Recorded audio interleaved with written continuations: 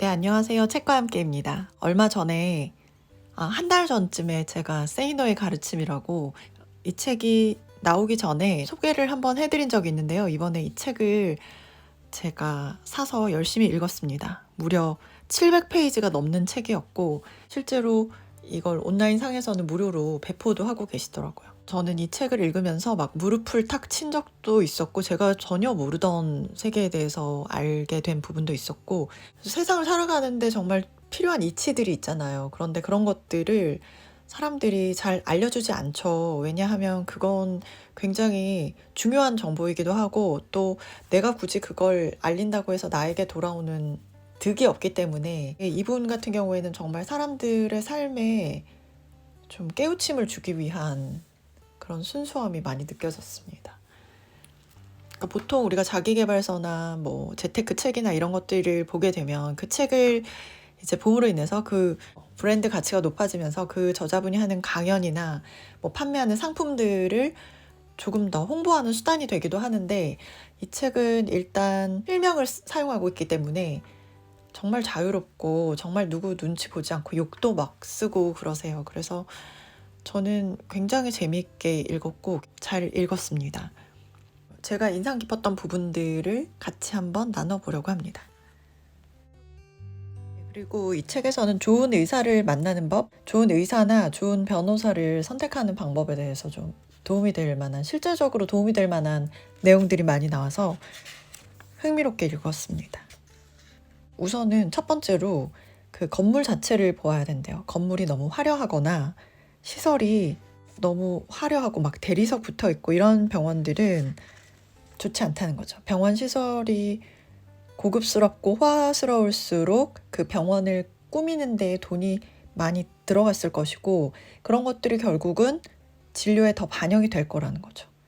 화려한 병원일수록 수술을 권한다는 것을 나는 알고 있다. 뭐 이런 내용도 나오고요. 그리고 의사 개인의 소비 취향을 한번 볼 필요가 있대요. 그 의사분이 차고 있는 시계나 장신구가 호화롭다면 많은 돈이 필요한 사람이라는 거죠. 그리고 의사의 나이가 너무 젊으면 그 경험이, 임상 경험이 많지 않기 때문에 신뢰할 수 있는 부분이 적을 수 있겠죠. 근데 또 너무 지나치게 나이가 많으면 새로운 지식을 받아들이는데 한계가 있기 때문에 그 적정한 연령, 적당하게 임상 경험도 있으면서 너무 나이 들지 않은, 그리고 의사분들 중에 내성적인 성향이 많대요. 내성적인 모범생 스타일의 성향이 많기 때문에 말도 많이 하고 질문도 많이 하는 게 좋다라고 합니다. 정말 실력이 있는데도 성격적인 이유 때문에 다정다감하게 하지 못하는 경우도 있기 때문에 먼저 환자가 말을 많이 걸고 많이 물어보면, 그렇게 하면 더 의사가 답변을 하면서 말을 많이 할 수 있도록 하면 좋다라는 거죠. 중병일 경우에는 절대 어느 한 의사의 말만 듣지는 말고 반드시 2군데 이상의 비슷한 임상 경험을 가진 의사들에게 의견을 들을 필요가 있다는 거죠. 그리고 마지막으로 첨단 시설이나 뭐 이런 것도 좋지만 한의학도 한번 염두에 두어라. 왜냐하면 양의와 한의의 세계가 다르다는 거죠. 그래서 스스로 균형을 잡는 일이 필요하기 때문에 양의학에서 안 되는 부분이 또 한의학에서 되는 경우도 있더라고요. 주변 지인 중에 허리 통증 때문에 막 못 일어나고 기어 다니다시피 한 분도 병원 정형외과에 가서 물리치료를 받아도 아무 진전이 없었는데 한의사 분께 침을 뭐 200개 맞고 벌떡 일어났다.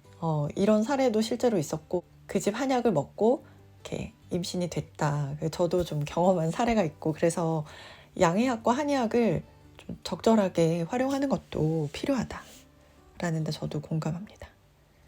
네, 이런 식으로 굉장히 실용적이고 현실적인 조언들도 다양한 분야에 걸쳐서 나오고 있습니다. 사업과 일과 인생과 진로에 관한 부분들이 고민이시라면 이 책을 한번 보시는 것도 좋을 것 같고요. 네, 그리고 이거는 욕인데요. 네, fuck you money라는 게 있다라고 합니다. 그러니까 만약에 내가 일을 하다가 뭔가 정말 불합리하고 부당한 대우를 받았어요. 그러면 이렇게 fuck you 하고 욕을 하고 그 회사를 그만두고 나올 수 있는 그 비용을 이야기한다고 합니다. 그런 것들을 참지 않고 내가 내지를 수 있는 그런 비용이 되는 거죠. 그 비용에 대해서는 정말 개개인마다 천차만별일 텐데 어쨌든 여기서 말하고 싶은 부분은 부당함에 대한 침묵과 삭힘, 그런 거 참는 거, 그런 게 호구가 되는 지름길이라는 거죠. 내가 내지르고 나왔을 때 그 생계가 유지되는 돈이 있건 없건 그걸 떠나서 상대가 누구이건 상대가 사장님이든 뭐 상사든 상관없이 속으로 끙끙거리지 말고 그걸 들춰서 당사자에게 직접 얘기하는 게 필요하다라는 거죠. 그래서 이게 못하겠으면 못하겠다라고 말을 하지 않고 내가 부당한 대우를 당했는데도 계속 참게 되면, 만약에 이게 참는다고 해도 이게 내 안에서 해소가 되는 부분이 아니고 사라지는 부분이 아니잖아요. 그런데 그 정작 다른 사람은 내가 그런 마음을 갖고 있는지도 모르고, 근데 그게 어느 순간에는 사람이기 때문에 튀어나온단 말이죠. 그렇기 때문에 어쨌든 내 그때의 감정은 이랬다라고 전달하는 게 인간관계에서는 참 필요한 것 같아요. 그 말을 전달하는 게 참 쉽지는 않잖아요. 그런데 그런 어려운 이야기를 잘 하는 사람일수록 인간관계를 잘 하는 사람이다라는 생각이 들었습니다.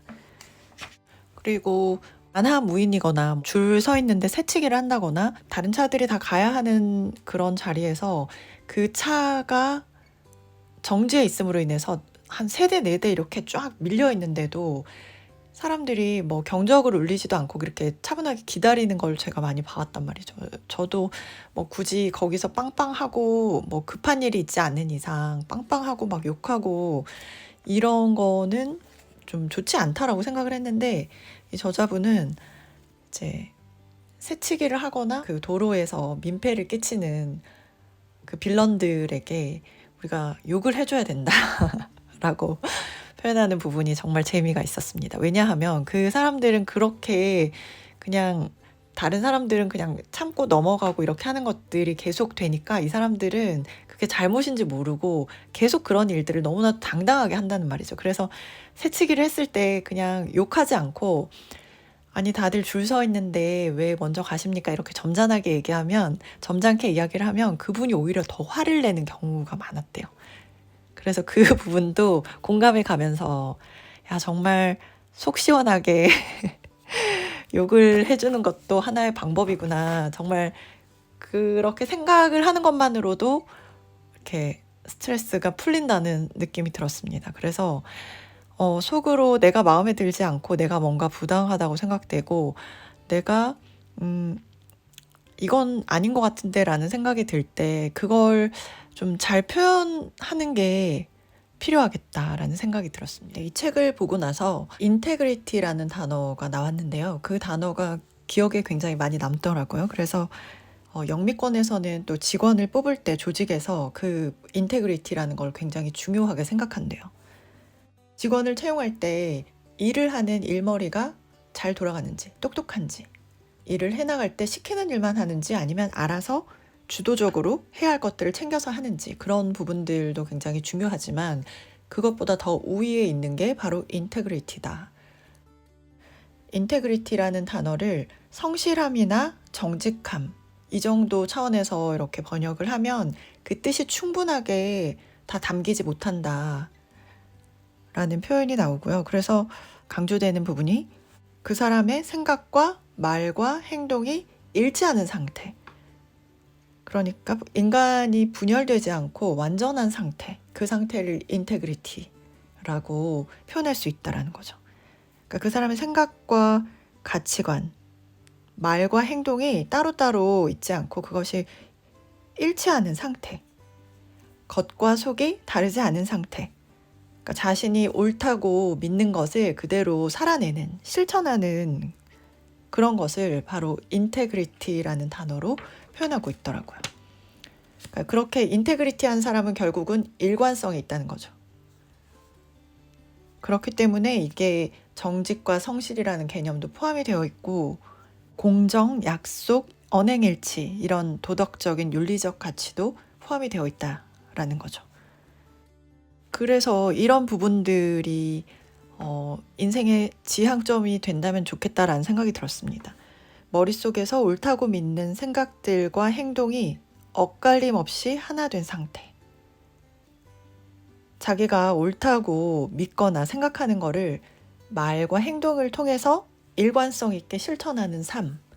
우리가 생각해보면 하루에 수없이 많은 말도 하고 또 하루를 살아내는데 우리가 행동을 하는데 그게 내 생각과 가치관과 일치된 것들이었나? 라고 질문을 던졌을 때 확신이 차 있다면 그건 정말 그 하루를 오롯이 참 잘 살아낸 하루라는 생각이 들 것 같고, 인생의 마지막에 갔을 때도 내가 그런 삶을 살아왔다면 그게 참 뿌듯할 것 같다라는 생각이 들었어요. 그래서 그만큼 그게 쉽지 않은 일이기도 하다는 거죠. 얼마 전에 읽었던 백세 행복론이라는 김형석 교수님의 책에서도 좋은 인격을 위해서 날마다 노력하는 것이 정말 평생 가치 있는 일이다라고 언급했던 부분과 일맥상통하다라는 생각이 들었습니다. 그 사람의 생각과 가치관이 옳은 사람들 굉장히 많이 있죠. 그런데 실제로 삶이 따라주지 않는 사람들도 굉장히 많이 있더라고요. 그리고 저 같은 경우에도 유튜브 채널을 통해서 말을 하거나 글을 쓰거나 할 때는 비교적 제 가치관이나 생각과 일치하는 것들을 말하고 글로 쓸 수 있는 것 같아요. 그런데 그거를 실제로 말하고 행동하는 거는 또 다른 차원의 문제더라고요. 그래서 그것들을 결국은 일치시키는 것이 그 사람의 인격이 되는 것 같고 성품이 된다라고 생각이 들었어요. 그래서 내가 궁극적으로 추구해야 할 가치가 바로 이것이 아닌가. 인테그리티라는 단어를 보면서 이 단어가 계속 생각이 많이 나더라고요.